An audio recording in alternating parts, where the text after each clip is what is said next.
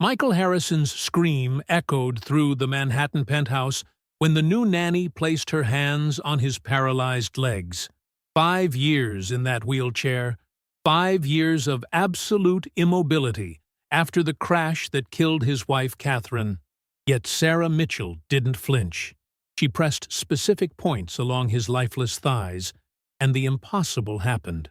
A tingling, weak but real, crossed through the tech mogul's right leg.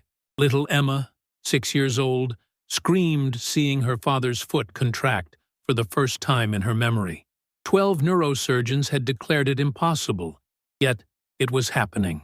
Sarah smiled with a terrible secret in her eyes. She knew the truth about the accident, knew about the poison keeping Michael paralyzed, knew who administered it to him every week. The penthouse security cameras recorded the moment when a man declared permanently paralyzed moved his toes. But they also captured something else in the hallway shadows, a figure watching, clutching a vial of poison. Someone in that penthouse wanted Michael paralyzed, and that person was ready to kill again to keep their secret. The Harrison penthouse crowned the Upper East Side like a glass and steel fortress, 40 rooms of obscene luxury overlooking Central Park. Every morning for 5 years, Michael Harrison woke to the same nightmare. The vaulted ceiling above him, the California king bed that felt like a raft in an ocean of Egyptian cotton, and nothing, absolutely nothing, from the chest down.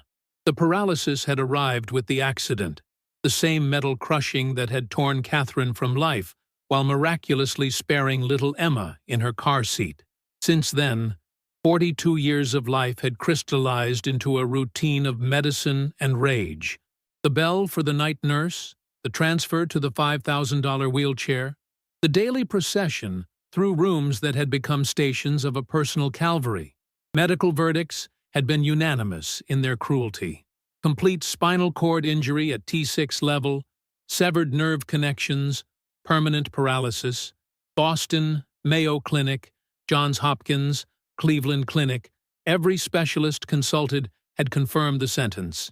$20 million burned on experimental treatments, stem cells, electrical stimulations, even a controversial Russian procedure promising miracles. The legs remained dead, insensitive as cut logs. The tech empire he'd built, Tech Harrison Industries, thrived now under David Sterling, the partner he once called brother. David managed billion-dollar acquisitions, while Michael rotted in that golden prison, his presence reduced to a signature on documents he no longer read carefully. 37 housekeepers had fled the penthouse in 5 years, unable to bear the surgical cruelty with which Michael dissected their every error, every weakness. The last, an ex-Marine who boasted of handling difficult generals, lasted 3 weeks before leaving in tears. Only Emma still penetrated the armor. 6 years of life, her mother's blue eyes. She brought her drawings to her father's study every afternoon. She talked about school, piano lessons, classmates, while Michael listened, maintaining that emotional distance he'd imposed to protect her from the poison he felt coursing through his veins. The November storm lashing Manhattan seemed an omen when Sarah Mitchell crossed the penthouse threshold. 35 years compressed into a severe gray suit, brown hair in a bun that seemed a declaration of war against frivolity, hazel eyes that studied everything with microscope intensity. Her resume was an inexplicable anomaly. Yale medical degree, neurology specialization at Johns Hopkins, 10 years as chief at Mount Sinai, all abandoned to be a nanny. During the interview in his study, Michael had recited his intimidating script with sadistic perfection. Draconian rules, absolute prohibitions, particular emphasis on never touching him, for any reason, under any circumstance. Sarah had listened in silence, but when he finished, she'd tilted her head with the curiosity of a scientist before an interesting experiment. The question she posed froze Michael's blood. Why was he pretending the lesion was complete when it wasn't? She'd studied him for months through channels she shouldn't have known. She knew about the altered medical records, the inconsistencies in reports, 3 nurses dead or missing after the accident. She knew details no one should know. The car suddenly swerving into the barrier, Katherine dead from potassium overdose disguised as trauma, the unidentified substances in Michael's blood. Rage exploded in him like lava. But Sarah didn't move. She stood calmly, walked around the massive desk while he screamed increasingly hysterical threats. And then, with the precision of a surgeon cutting, she placed her hands on his paralyzed thighs. The scream, "Don't touch me," died in Michael's throat when the impossible happened. A tingling, weak as butterfly wings, but undeniably real, crossed his right leg. 5 years of absolute void, broken by that electric spark running along nerves he'd believed dead. Sarah continued the examination with expert fingers following invisible nerve pathways, finding pressure points, testing reflexes that shouldn't exist. Her eyes lit up when she found what she was looking for. Minimal but present muscle contractions, nerves responding weakly, but responding.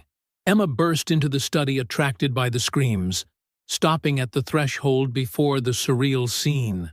And then, as Sarah pressed a specific point on her father's calf, she saw what no one believed possible. Michael's right foot spasmed, the toes contracted visibly.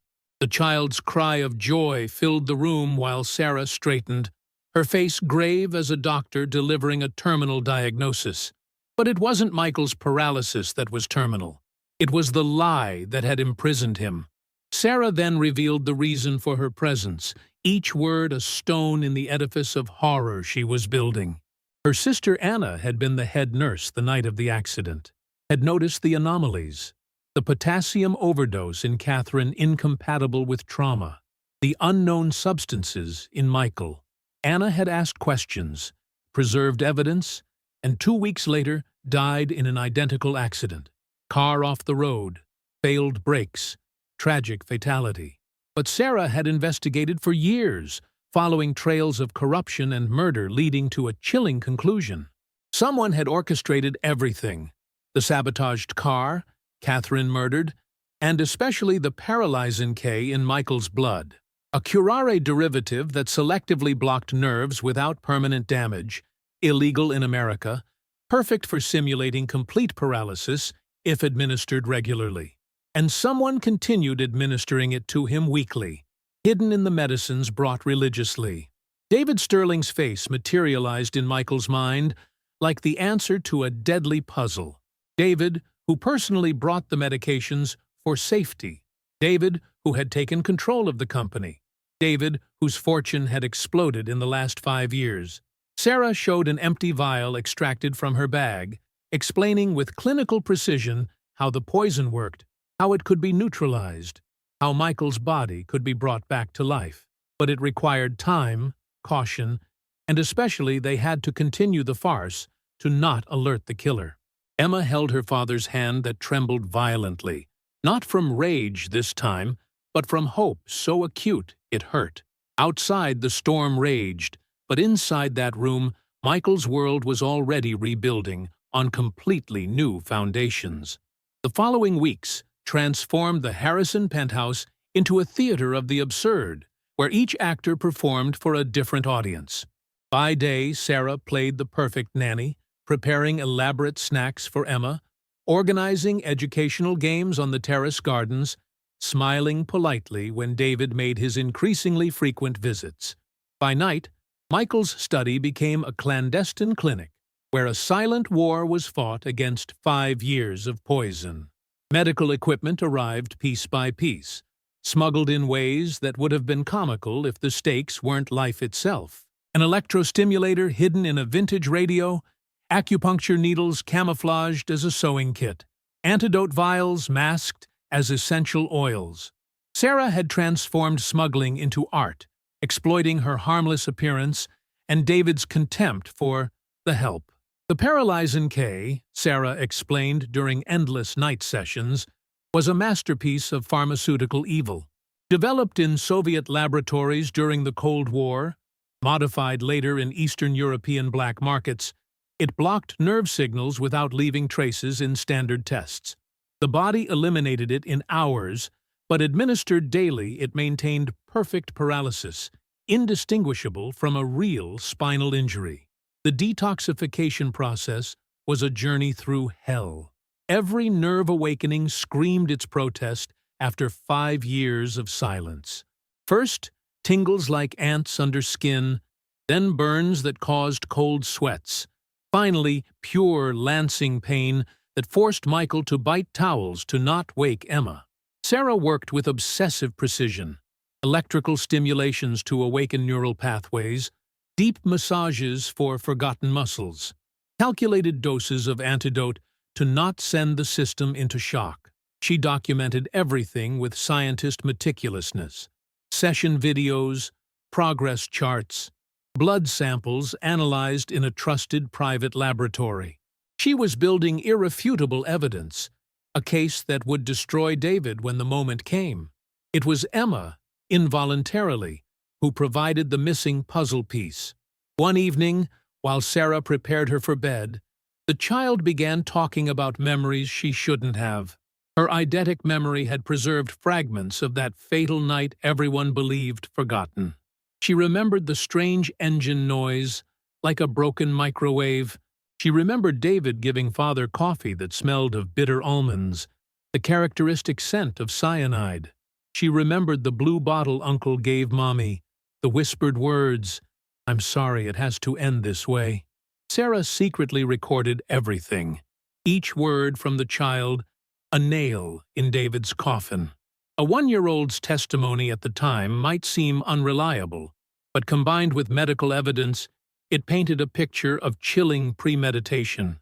After 3 weeks of intensive treatment, Michael not only moved his toes voluntarily, but felt sensations along the entire length of his legs.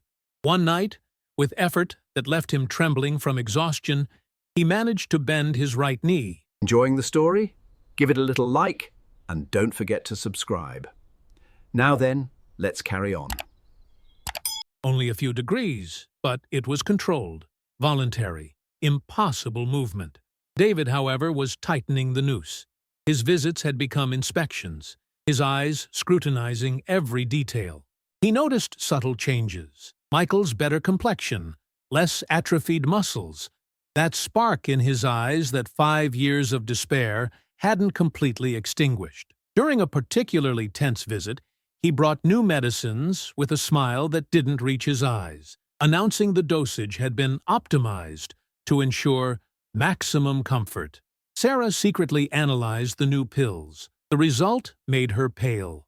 Tripled Paralysin-K, plus a sedative that would cause permanent brain damage. David no longer just wanted Michael paralyzed. He wanted him mentally absent, a vegetable who could sign documents without understanding them. The tension in the penthouse became electric. David had installed new cameras everywhere, hired staff more interested in spying than working. One night, they saw a shadow at the window during a session.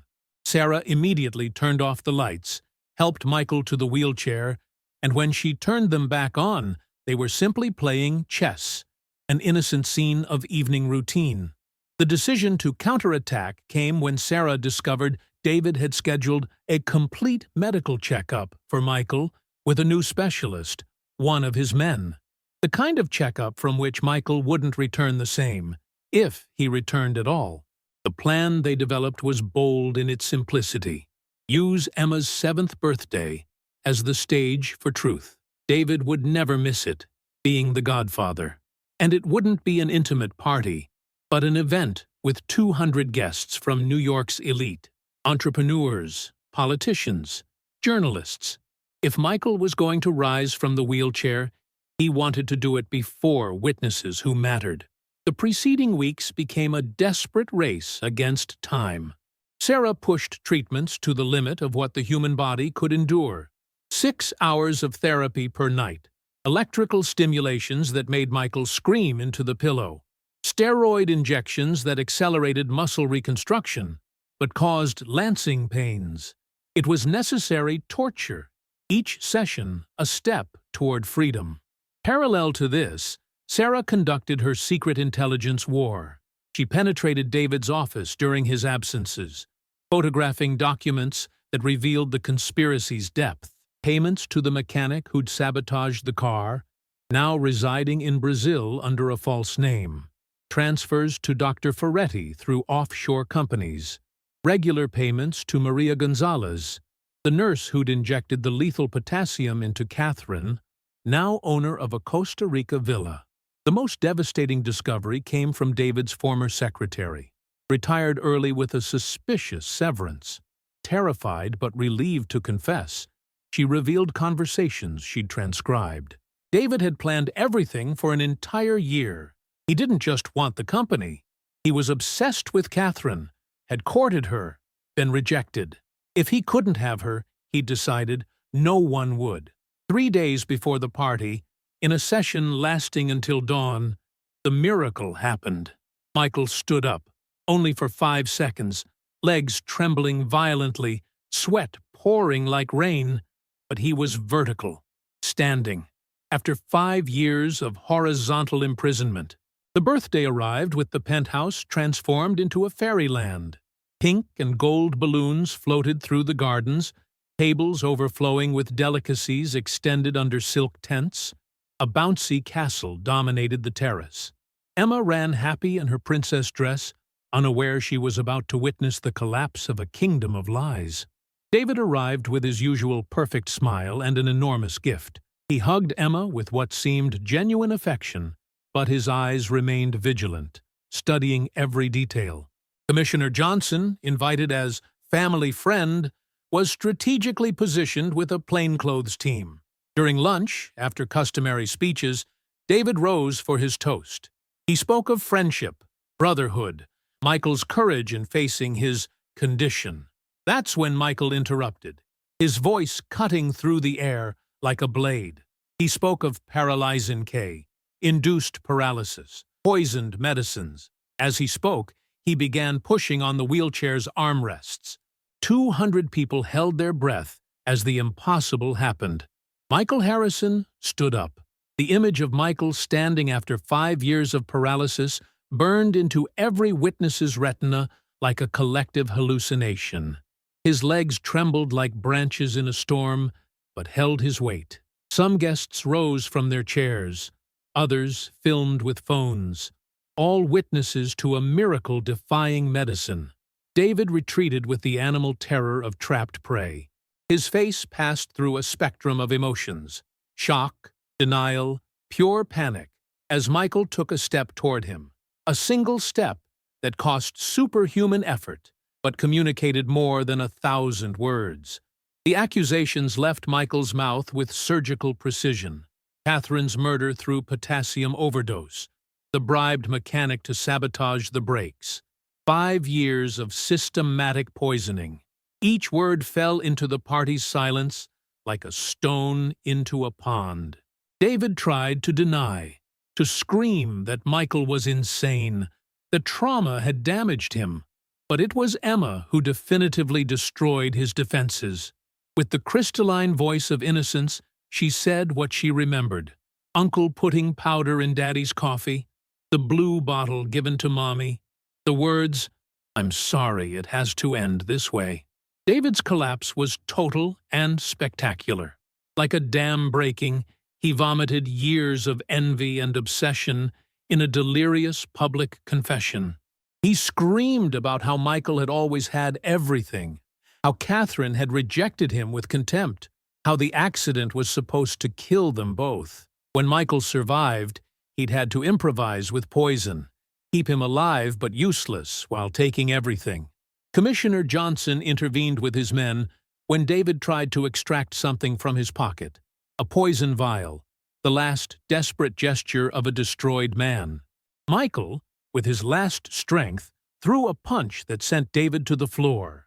He collapsed immediately after, but Sarah supported him, while David was dragged away in handcuffs. The trial that followed shook America. David Sterling sentenced to life for double murder and continued attempted murder. Dr. Ferretti, 30 years as accomplice. A corruption network dismantled. More arrests. increasingly shocking revelations. During proceedings, it emerged that David had planned to have Michael declared mentally incompetent, take Emma's custody as designated godfather, raise her as his heir. But while justice ran its course, the real battle began in the penthouse. 5 years of atrophy couldn't be erased with will. Every muscle had to be rebuilt, every neural pathway re-established. Rehabilitation was daily torture. 8 hours of exercises, each movement a conquest paid in sweat and tears. Sarah transformed a penthouse wing into a rehabilitation center. She was no longer the nanny but the physiotherapist, though it was evident her role went far beyond. Emma often watched, documenting each progress with dated drawings. Daddy with walker, Daddy with crutches, Daddy with cane. Finally, Daddy walking alone. The relationship between Michael and Sarah evolved naturally. It wasn't immediate attraction, but gradual recognition. 2 broken souls rebuilding together. She'd lost her sister, he his wife. Both knew betrayal, pain, the fight for truth. When Michael managed to walk the entire hallway without assistance, 23 meters that seemed a marathon, they embraced crying. The embrace lasted longer than necessary. 6 months later, Michael realized a dream. He took Emma to school walking. 300 meters, hand in hand, he still limped, but walked. The other mothers watched, moved, having followed the story in newspapers. Emma walked proud beside her father, who'd reconquered verticality. The company, freed from David's corrupt management, flourished under Michael's renewed control. He worked initially from home, then gradually returned to the office. But he'd learned the lesson. Nothing was worth more than family, health, truth. 2 years later, the Harrison Penthouse hosted a wedding celebrating not just a union, but a resurrection. Michael at the altar without supports, only a slight limp remembering the Odyssey. Sarah in white walking down the aisle with Emma as radiant bridesmaid. The 200 guests, many present that dramatic evening 2 years before, witnessed the completion of a miracle. The vows were written by them, words forged in lived experience. Michael spoke of how he'd screamed not to be touched, and how that touch had saved him. Sarah spoke of seeking justice for her sister and finding a family. The first dance was an imperfect but beautiful waltz, each step a victory over paralysis he'd believed definitive. A year later, Alexander was born. Michael held him for the first time standing, legs firm as columns despite emotion. Emma became the most devoted big sister in the world, promising to teach her little brother everything she knew. Sarah transformed the Penthouse Rehabilitation Center into a clinic open to the public. Patients from across America came for her revolutionary approach. The impossible was her specialty. She'd proven the body hides incredible resources if stimulated correctly. Tech Harrison, under Michael's renewed leadership, specialized in rehabilitative medical technology. Robotic exoskeletons, neural interfaces, all born from its founder's experience. Every product carried the code name Project Sarah, tribute to the woman who'd made the impossible possible. 5 years after that dramatic party, the family dined on the terrace overlooking Central Park. Michael had completed his first half-marathon that day, limping, stopping, but completing it. Alexander played at his feet while Emma, now adolescent, helped Sarah with dinner. The wheelchair was still in storage, not from morbid nostalgia, but as a monument to human resilience. Every morning, Michael rose on his own legs was a small miracle, each step a victory over the conspiracy that had tried to imprison him forever. The story of the billionaire who'd defied chemically induced paralysis became legendary in the medical world. Universities studied it, documentaries told it, but for the Harrison Mitchell family, it was simply their truth. The courage of a woman who hadn't obeyed a desperate order had saved not just a body, but an entire soul. Because sometimes those who ignore our "don't touch me" are exactly who must touch us. Sometimes the contact we fear most is what can heal us. And always, always, love and courage can transform the impossible into tangible reality, one trembling step at a time. Like if you believe the impossible can become possible, comment with the moment that moved you most. Share to give hope to those fighting impossible battles. Subscribe for more stories of courage and rebirth. Sometimes those who ignore our "don't touch me" are who touch our soul. Sometimes truth is hidden in legs that don't walk. And always, always, love finds a way to overcome any paralysis.